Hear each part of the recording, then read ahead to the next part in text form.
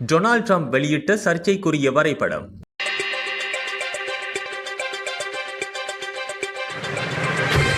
வெனிசுலாவை America கொடியுடன் அமெரிக்காவின் 51வது மாநிலமாக சித்தரிக்கும் வரைபடம் ஒன்றை அமெரிக்க ஜனாதிபதி டொனால்ட் ட்ரம்ப் வெளியிட்டுள்ளார். தனது ட்ரூத் சோசியல் சமூக வலைதள கணக்கில் ட்ரம்ப் இந்த வரைபடத்தை பகிர்ந்துள்ளதாக சர்வதேச ஊடகங்கள் செய்தி வெளியிட்டுள்ளன. இதன்படி சீனாவிற்கான பயணத்தை மேற்கொண்டுள்ள நிலையில் ஜனாதிபதி ட்ரம்ப் வெளியிட்டுள்ள இந்த சர்ச்சைக்குரிய கருத்து தற்போது உலகளவில் பெரும் விவாதத்தை ஏற்படுத்தியுள்ளது.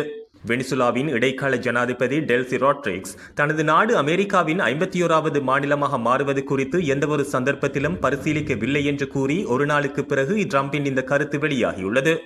இன்னும் முன்னதாக கடந்த திங்கட்கிழமை ஃபாக்ஸ் நியூஸ் ஊடகத்திற்கு கருத்து தெரிவித்த ட்ரம்ப் எண்ணெய் வளம் மிக்க வெனிசுலாவை அமெரிக்காவின் புதிய மாநிலமாக மாற்றுவது குறித்து பரிசீலித்து வருவதாக கூறியிருந்தார்.